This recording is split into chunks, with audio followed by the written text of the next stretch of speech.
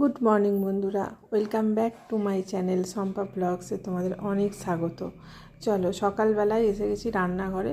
সামনাসামনি হতে পারেনি ক্যামেরার, কারণ সকালে অনেক কাজ ছিল, দেরিও হয়ে গেছে। তাই দেখো, মাংস হবে, চিকেন হবে। চিকেনের জোগাড় করে নিয়েছি, চিকেনটা ম্যারিনেটও করে নিয়েছি, অল্প মাংস আছে তো মাংস হবে। পেঁয়াজ আলু সব কেটে নিয়েছি, আর একদিকে ভাতও বসিয়ে নিয়েছি।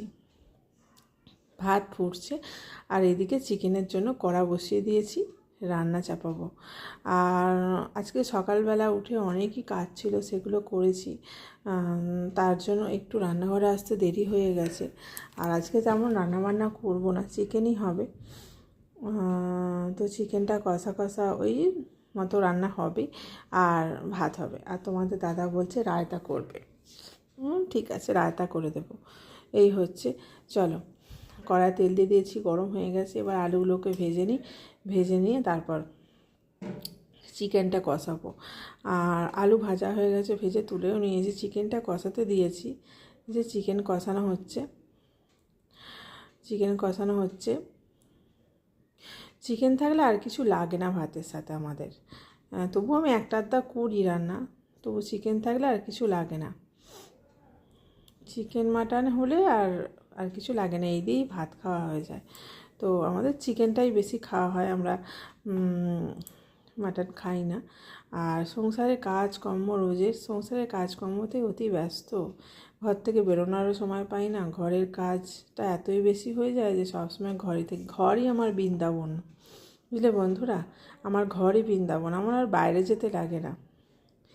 ঘরের কাজগুলো ঠিকঠাক করে না রাখলে আমার যেন মন বসে না। আর আমার খুব একটা বাইরে বেরিয়ে ঘোরা এইগুলো ঠিক আমার সহ্য হয় না, শরীরেও সহ্য হয় না, আর আমার ঠিক পছন্দও না। মানে আমার ভালো লাগে না, পছন্দ নয় বলতে আমার ভালো লাগে না। যাদের ভালো লাগে আমার ভালো লাগে না। চলো, মাংসটা জল দিয়ে দিয়েছি, এবার একটু ফুটুক। তারপর তোমাদের দাদাকে ভাত দিয়েছি। এই যে ভাতটা খুব গরম ছিল, ঠান্ডা করতে দিয়েছি। চিকেন, আর শেষে বলল কপি ভাজা করো। হাফ বাঁধাকপি কাটা ছিল, ঠিক আছে বলে আবার বাঁধাকপিটা কেটে ভালো করে সেদ্ধ করে নিয়ে ভাপিয়ে নিয়ে আবার ভাজা করলাম। এই হলো রায়তা। তোমার দাদা খেতে বসেছে, খাক। আমি তোমাদের দাদার টিফিনটা গুছিয়ে দিয়ে এই ফাঁকে তারপর আমি আসছি। আর ছেলে এখনও খায়নি, ছেলে ব্রাশ করছে, আর আমি খাবোই, স্যালাড খাবো। আর এই যে তোমাদের দাদা বেরিয়ে যাচ্ছে, আর তারপর বেরিয়ে তো গেল খাওয়া দাওয়া করে নিয়ে। আর তারপর ঘরদোরগুলো এই যে রান্নাঘরের এই দুর্দশা হয়ে আছে, ছড়িয়ে ছিটিয়ে হয়ে আছে। আনাজ কুটেছি সকালবেলা, আসলে যাদের বেরোনোর হয় তাদের এইরকমই দুর্দশা হয়, গুছিয়ে কাজ হয় না। তারপর বেরিয়ে যাওয়ার পর আস্তে আস্তে সব কাজ হয়। ঘরের দশা দেখো, সকালবেলা সব ঝাঁট দিয়ে পরিষ্কার করে নিয়ে মুছে রান্না চাপিয়েছি। আবার একবার গুছানো হবে, মোছা হবে ঘর তো।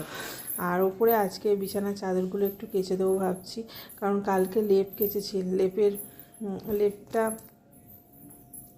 এত ঠান্ডা পড়েছিল, শুধু ব্ল্যাঙ্কেটে হয়নি, 4টে ব্ল্যাঙ্কেট বেরিয়েছে, এগুলোকে একটা একটা করে ওয়াশ হবে।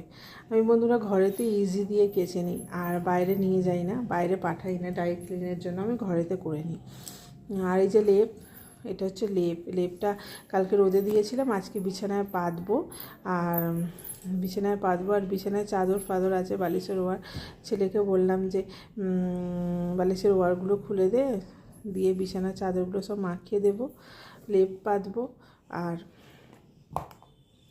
পেতে তারপর আজকে ব্ল্যাঙ্কেটগুলো গুছানো থাকে বাঙ্কারে, কিন্তু লেপটা খালি বিছানায় মেলা থাকে। চলো, আমার ঘরই বৃন্দাবন, আর কিছু ঘরেই আমি সবসময় থাকি। অনেকে বলে একভাবে ঘরে থাকতে ভালো লাগে না, মনটা ফ্রি করে নিতে হয়। আমার না, আমার ঘরই সব কিছু। চলো, আমার ভিডিও কেমন লাগলো, স্পেশাল কিছু নয় আমার ভিডিও, তা কেমন লাগলো বন্ধুরা কমেন্টে জানিও। চলো, টাটা। একটা করে লাইক অবশ্যই করো বন্ধুরা, লাইক করলে ভিডিও করতে ভালো লাগে। চলো, টাটা। আবার দেখা হবে নতুন আর একটা ভিডিওর সাথে।